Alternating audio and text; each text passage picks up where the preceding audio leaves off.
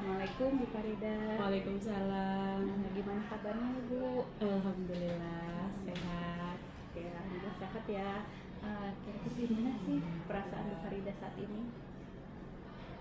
Gimana ya? Apakah seneng? Apa lagi capek? Biasa aja lah. Biasa.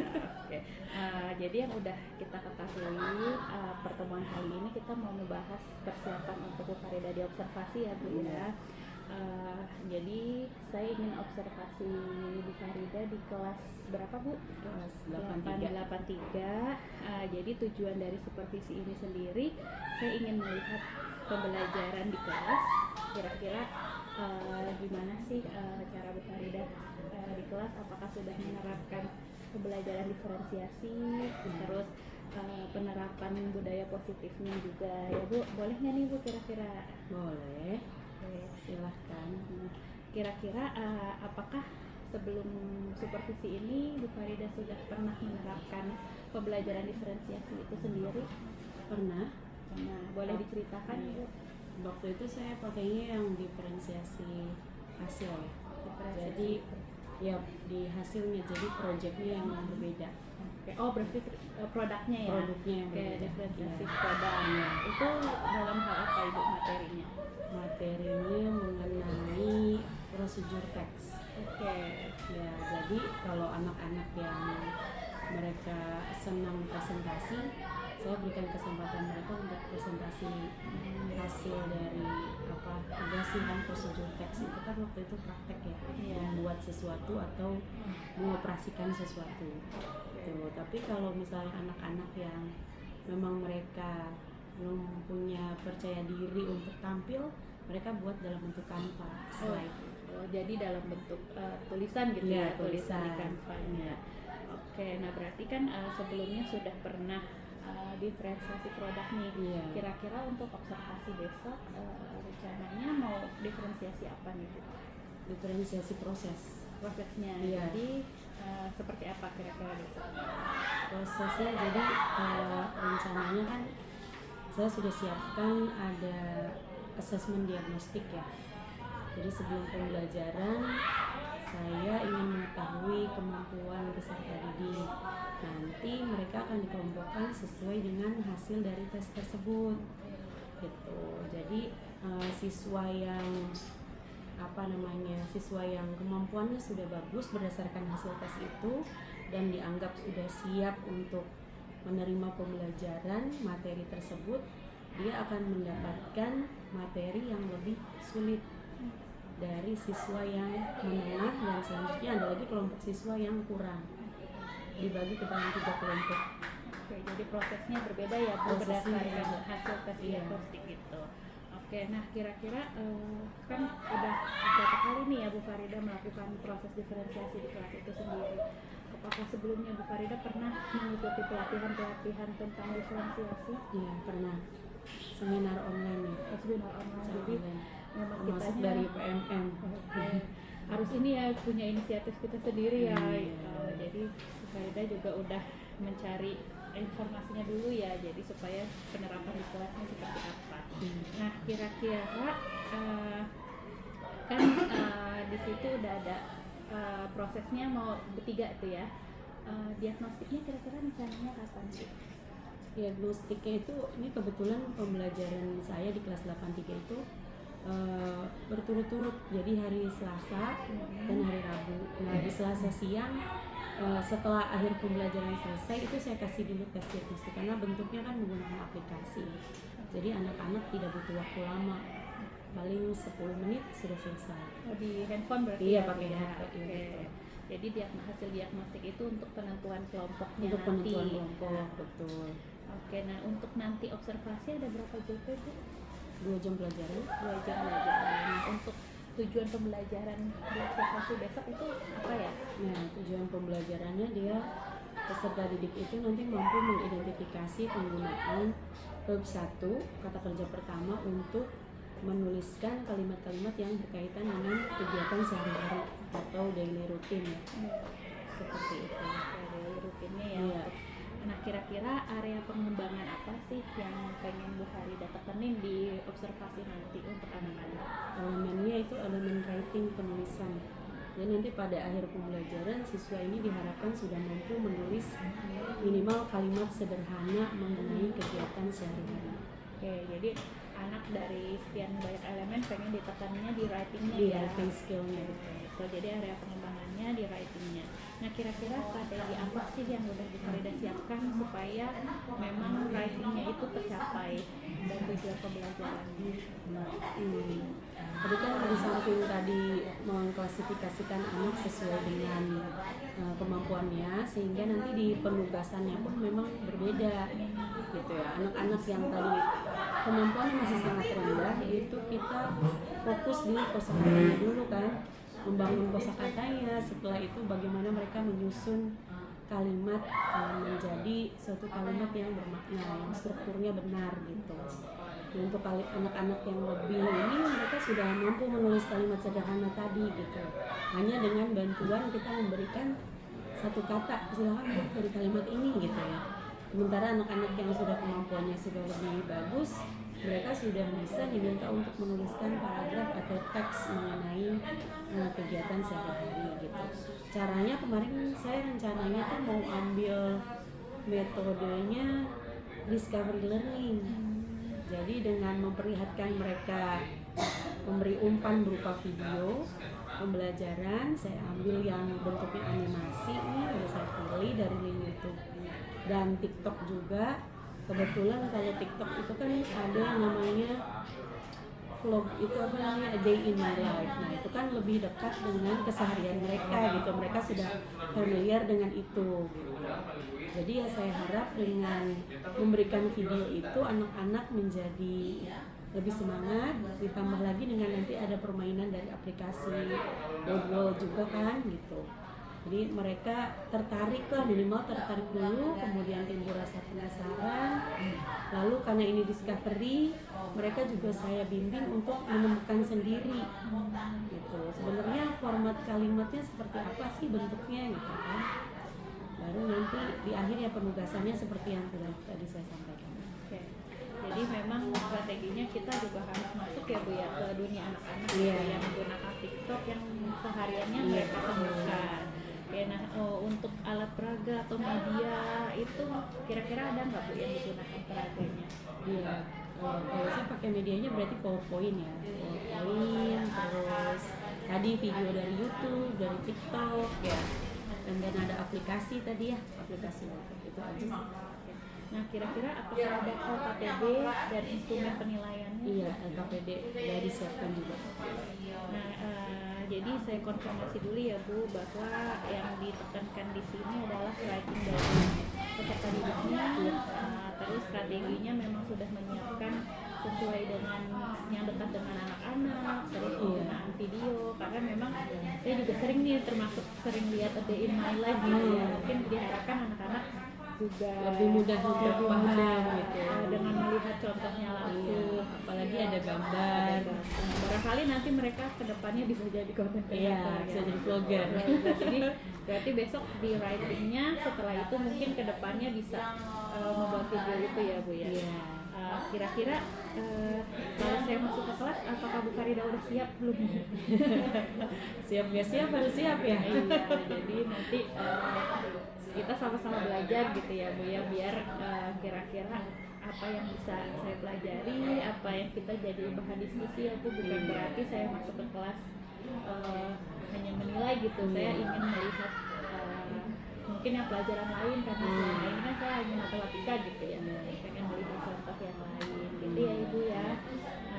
Boleh saya juga ini nih sekalian nih sebelum langsung di kelasnya boleh dikoreksi lah modul ajarnya. Oke, nanti saya sambil lihat-lihat ya Bu ya. Siap. Nanti setelah observasi baru kita ada diskusi lagi di pasca ya Ibu. Terima kasih banyak Bu Farida. Semoga lancar observasinya. Assalamualaikum. Waalaikumsalam. Assalamualaikum Bu Farida. Terima kasih Bu Farida untuk waktunya. Tujuan saya di sini untuk menyampaikan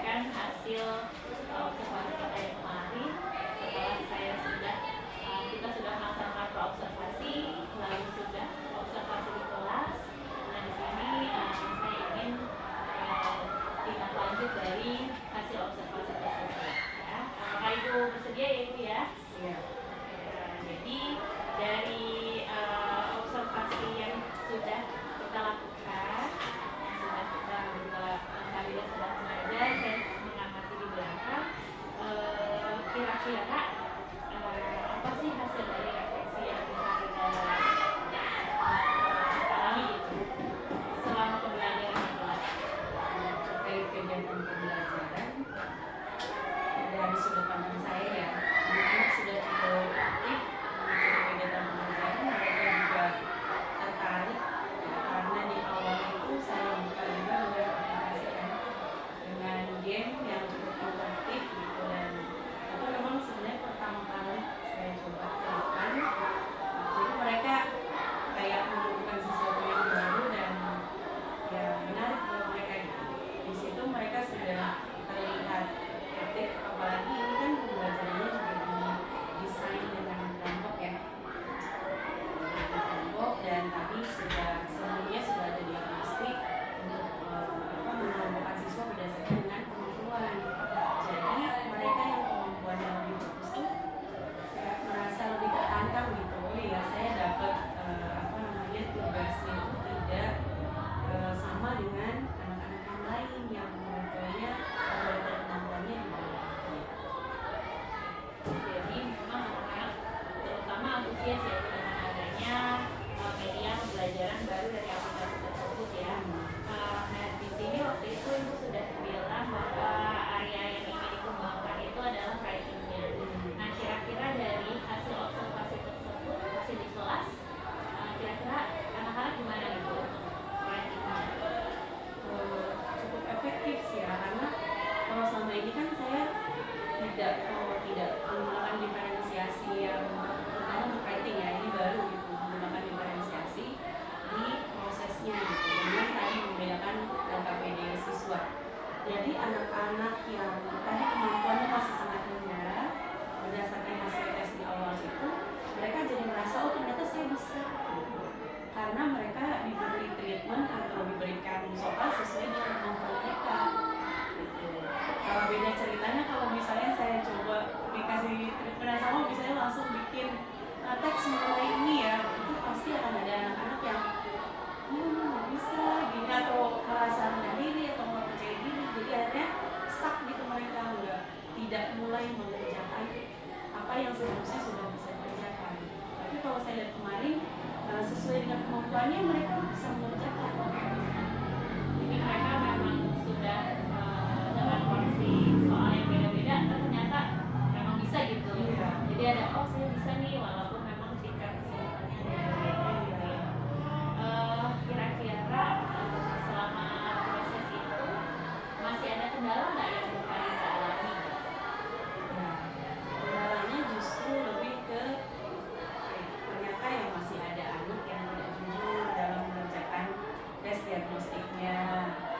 Walaupun sebenarnya kita sudah berusaha mengawasi ya pada saat satu teks itu, tapi ya anak juga ternyata ada yang memang punya kecerdasan dalam hal itu gitu.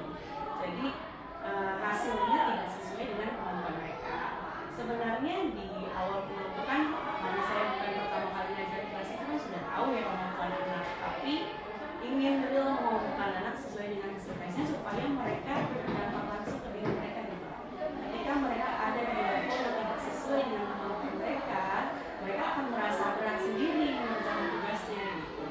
Nah sebaliknya anak-anak yang seharusnya levelnya lebih bagus karena pada saat mengerjakan tes asal-asalan itu akhirnya mereka merasa ya kok cuma gini doang ya tugasnya. Jadi balik lagi di situ justru kesempatan saya untuk mengingatkan anak-anak bahwa nilai itu bukan poin pentingnya gitu, tapi proses mengerjakan dengan jujur itu lebih utama.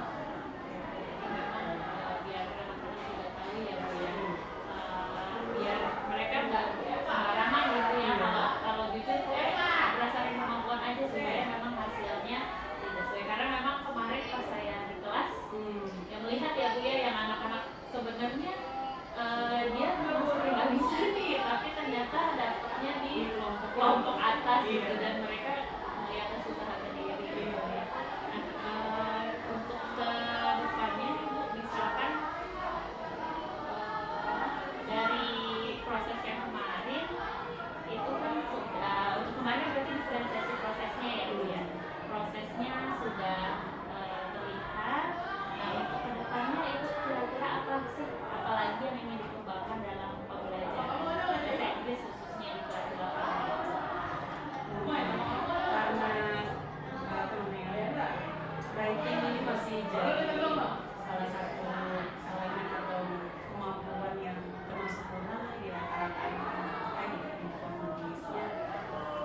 jadi mungkin saya lebih ini lagi ke aplikasinya itu gitu. Karena anak-anak yang mau lebih tertariknya main sambil belajar.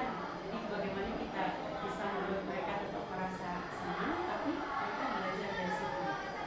Nah di game itu kan banyak template-nya ya, si word ini ternyata template banyak, bisa disesuaikan lagi dengan levelnya anak gitu. Jadi kalau misalnya tadi anak-anak yang kemampuannya masih kurang, itu kita bisa kasih aja kata yang boleh kita acak-acak. Jadi mereka mulai dari benar-benar mulai dari kosakata gitu, karena anak di kelas itu masih ada yang istilahnya mandi aja bahasa Inggrisnya belum tahu gitu. Itu kan kita nggak bisa samakan dengan anak-anak yang mereka udah pandai berkalimat gitu. Ya seperti itu sih, paling nanti game itu kita bisa saya coba pakai lagi di pembelajaran berikutnya dengan menggunakan template yang berbeda. Berarti itu untuk ya kira-kira kalau untuk anak yang memang benar-benar nggak bisa tadi kan dari saya bilang dia untuk kata pagi aja masih bingung, kira-kira ada nggak strategi yang ingin Anda lakukan supaya memang minimal mereka bisa sehari-harinya tahu gitu ya kata-kata bahasa Inggris sehari-hari.